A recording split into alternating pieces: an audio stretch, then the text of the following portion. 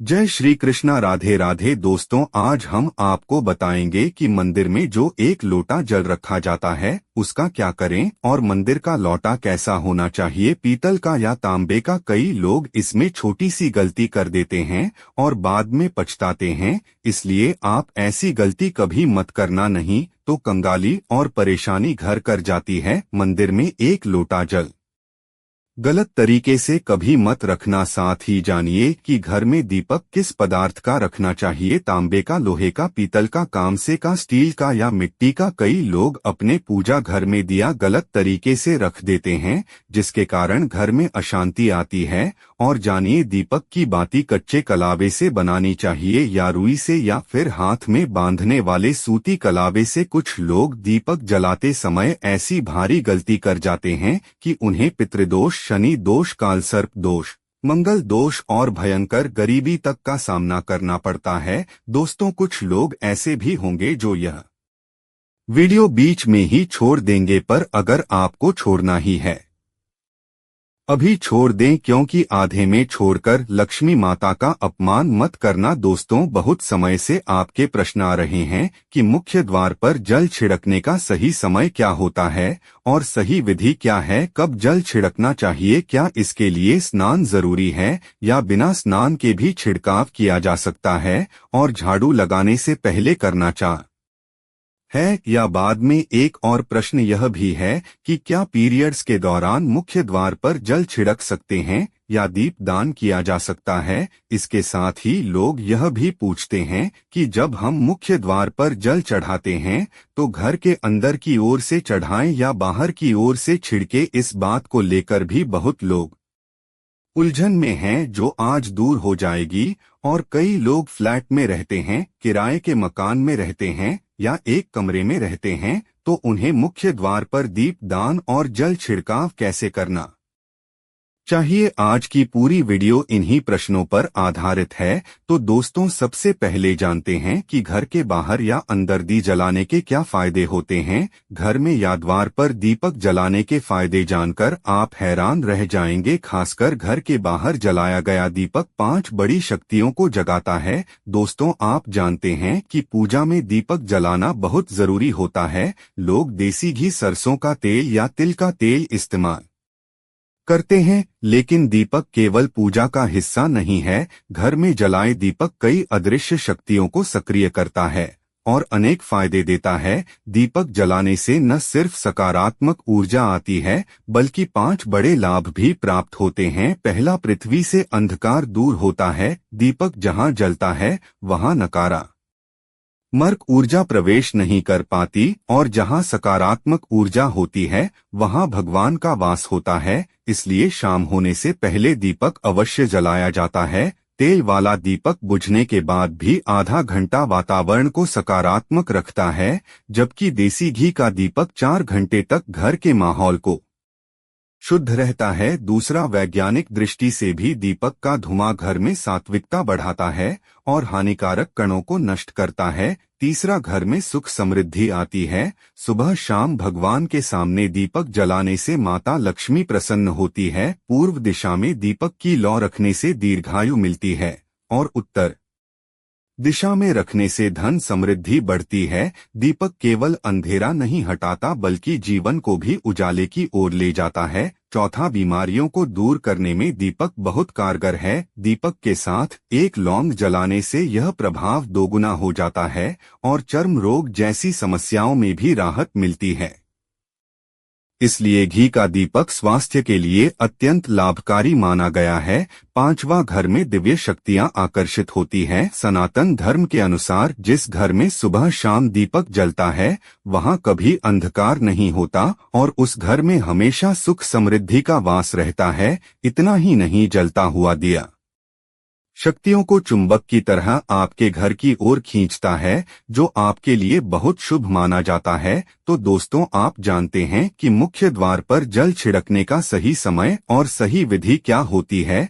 जब आप मुख्य द्वार पर जल चढ़ाते हैं तो ध्यान रखें कि यह जल आपको रात को सोने से पहले ही किसी पात्र में भरकर रखना है। आप तांबे, पीतल, स्टील या चांदी का कोई भी बर्तन ले सकते हैं। एक लोटे में थोड़ा सा गंगा जल डालें और उसके ऊपर शुद्ध जल भर दें, और यदि गंगा जल उपलब्ध न हो तो केवल शुद्ध जल से भी काम चल जाता है। इस भरे हुए पात्र को रात भर अपनी रसोई में रख दीजिए और अगली सुबह उठते कि सबसे पहले यही जल घर के मुख्य द्वार पर छिड़कना है। सुबह मुख्य द्वार पर छिड़का गया जल हर प्रकार की नकारात्मक ऊर्जा, बाधा और परेशानियों को दूर करने में बहुत प्रभावी माना गया है। चाहे मानसिक तनाव हो, शारीरिक तकलीफ हो, आर्थिक तंगी हो, घर में किसी तरह का वास्तु दोष हो या कोई दृश्य परेशानी, यह उपाय सब पर असर करता है और घर में सुख समृद्धि लाता है। यह उपाय पितृदोष और ग्रह दोष को भी शांत करता है। बहुत से लोग पूछते हैं कि क्या यह उपाय तब भी काम करता है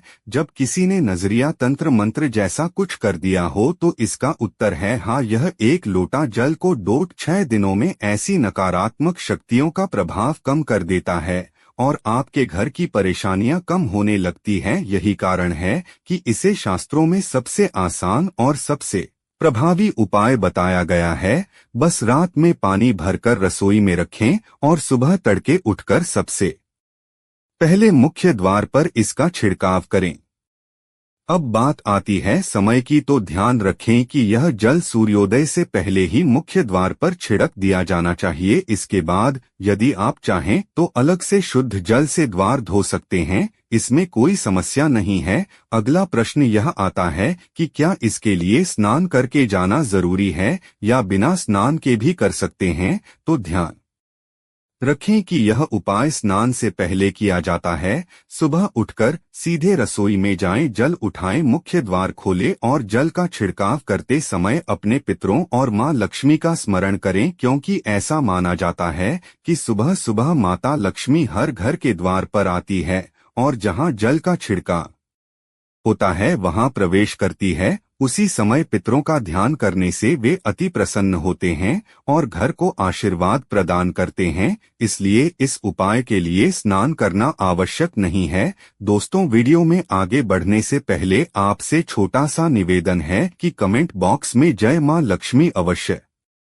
लिखें और हमारे चैनल को सब्सक्राइब करके बेल आइकॉन भी दबा लें। अब अगला प्रश्न यह है कि जल छिड़काव झाड़ू लगाने से पहले करना है या बाद में? तो जैसा पहले बताया गया, सुबह उठने के बाद सबसे पहला कार्य जल्द छिड़कना है, उसके बाद आप झाड़ू लगा सकते हैं। लेकिन यहाँ एक महत्वपूर्ण बात का ध्यान रखें, सोकर उठते ही जैसे ही आप बिस्तर पर बैठे सबसे पहले अपनी दोनों हथेलियों को देखें और मां लक्ष्मी का स्मरण करें। चाहे तो कारागृह वास्ते लक्ष्मी मंत्र बोल सकते हैं और न बोले तो भी कोई बात नहीं। इसके बाद दोनों हाथ जोड़कर देवी देवताओं को प्रणाम करें। अपने हाथों से धरती का स्पर्श करके उसे प्रणाम करें और फिर अपना दाहिना पैर पृथ्वी पर रखें। यह छोटी सी दिनचर्या दिन की शुरुआत को पवित्र बनाती है और सकारात्मक ऊर्जा को बढ़ाती है। उसके बाद ही बाकी के जो सभी कार्य होंगे वह उसके बाद ही किए जाएंगे। जल का छिड़काव आप उसके बाद ही करें, मतलब सुबह उठने के बाद सबसे पहले हथेलियों के दर्शन करें, फिर धरती को प्रणाम कीजिए, फिर पैर धरती पर रखें और उसके बाद रसोई में जाकर जलने और घर का मुख्य द्वार खोलकर वहां जल का छिड़काव करें। इसी समय मां लक्ष्मी और अपने पितरों का ध्यान करें। इसके बाद आप घर में आकर अपनी बात की दिनचर्या करें, जैसे झाड़ू लगाना हो या स्नान करना हो। ये सभी कार्य बाद में किए जाते हैं। अब कई लोगों का सवाल होता है कि जल छिड़कने के बाद क्या उसी समय मुख्य द्वार की सफाई कर सकते हैं? तो जी हाँ, बिल्कुल कर सकते हैं। पहले रसोई में रखा हुआ जल छिड़क दीजिए, उसके बाद अगर और पानी उपलब्ध है तो उसे लेकर मुख्य द्वार की अच्छी तरह सफाई कर सकते हैं।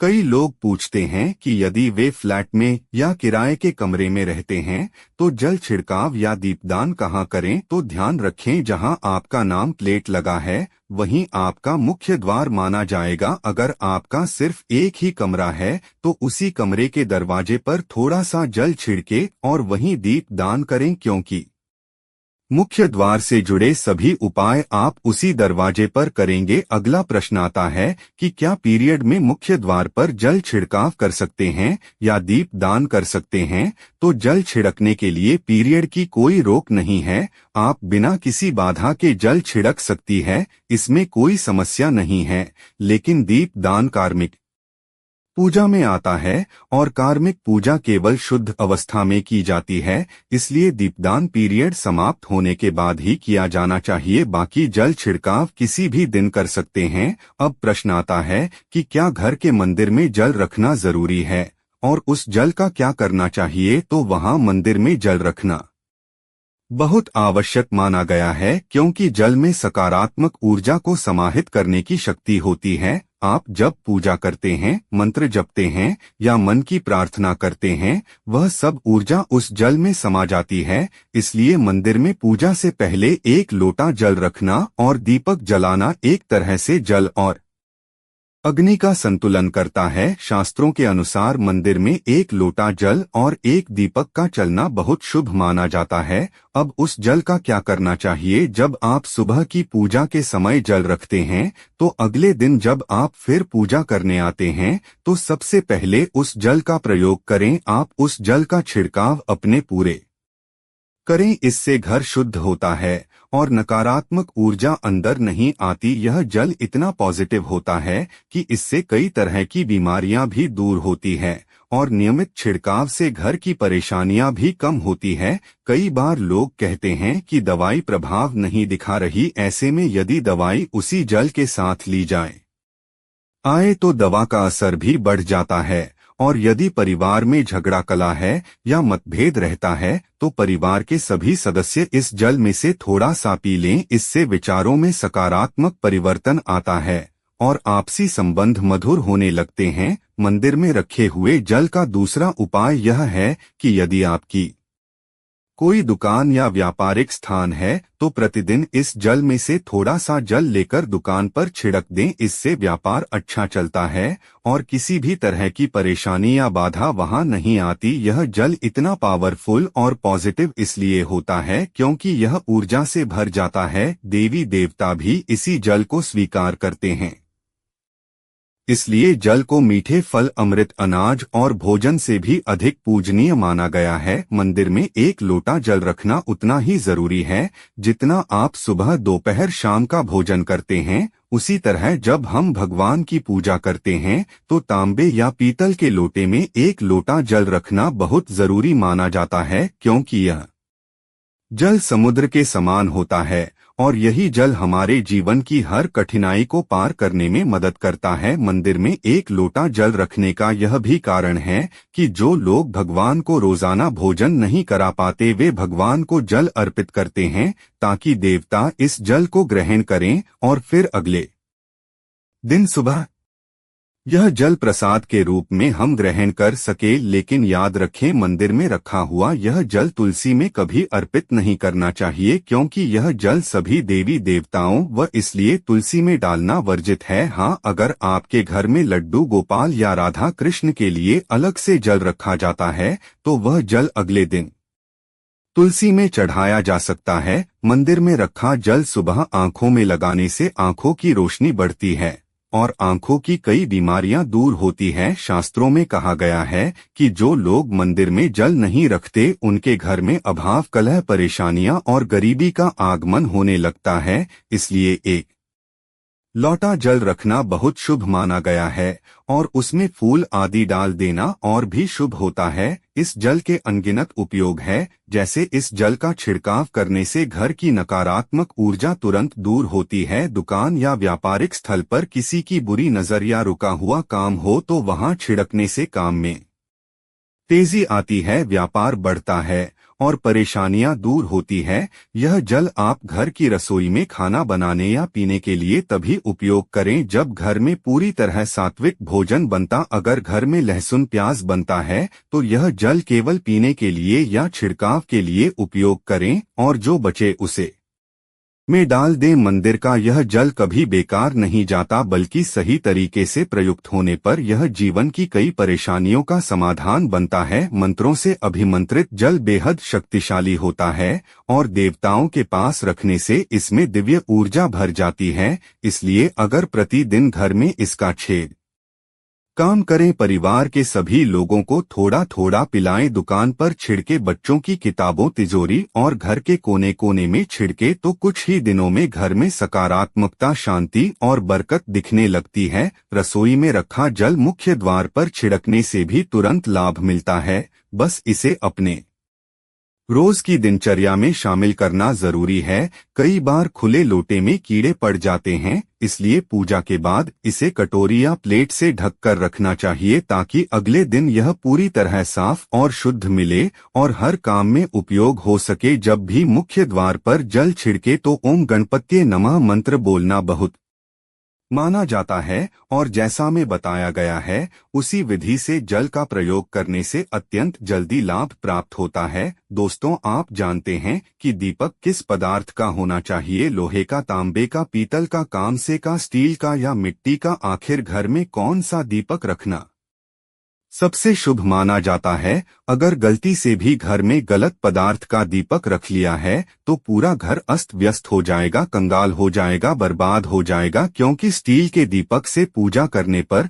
शनि को फिट होते हैं। लोहे के दीपक से भी पूजा नहीं करनी चाहिए, क्योंकि इससे घर में परेशानियां, गरीबी और रुकावटें बढ़ जाती है। बाजार में लोगों को आकर्षित करने के लिए कांच के दीपक भी आने लगे हैं, पर गलती से भी इन्हें घर में नहीं रखना चाहिए, क्योंकि कांच का दीपक राहु और केतु को नाराज करता है और यह घर के लिए अशुभ माना जाता है। तांबे, पीतल और मिट्टी के दीपक को माता लक्ष्मी का प्रिय माना गया है और यह दीपक घर में शुभता और धन का आगमन कराते हैं, इसलिए इन दीपकों का प्रयोग ही उचित है। कच्चा कलवा और रुई की बाती का दीपक सबसे श्रेष्ठ माना जाता है, जबकि जो लोग हाथ पर बांधे जाने वाले सूती धागे से पार्टी बनाते हैं उनके घर में परेशानियां और आर्थिक तंगी आ सकती है। इसलिए हमेशा रुई और कच्चा कलवा ही इस्तेमाल करना चाहिए। दोस्तों, आप जानते हैं मंदिर में घंटी बजाई जाती है। मंदिर या घर में गरुड़ घंटी बजाने का कारण यह है कि शिव महापुराण, लिंग पुराण और विष्णु पुराण के अनुसार जब भी घंटी का नाद होता है उस क्षण पृथ्वी पर जितने तीर्थों पर पूजा हो रही होती है, जितने लोग साधना जप तप कर रहे होते हैं, जितनी पवित्र स्त्रियां धर्म का पालन कर रही होती हैं, जितने दान कार्य चल रहे होते हैं, उन सभी का पुण्य उस समय घंटी बजाने वाले के खाते में आ जाता है। शंकर के मंदिर में ताली इसलिए बजाई जाती है क्योंकि 3 बार ताली बजाने से भी वहां के साधकों, भक्तों और पूजकों का पुण्य हमारे खाते में स्थानांतरित हो जाता है, जिससे भाग्य प्रबल होता है और हमें लगता है कि भगवान शंकर प्रसन्न हो रही है। गरुड़ घंटी बच्चों के खेलने के लिए नहीं दी जाती, क्योंकि उसका नाद यंत्र शक्तिशाली माना गया है और यह साधारण नहीं है। इसलिए घंटी केवल पूजा, भजन और स्मरण के समय ही बजानी चाहिए। दोस्तों, आज का वीडियो कैसे लगा? अच्छा लगा है तो एक लाइक जरूर करें। धन्यवाद।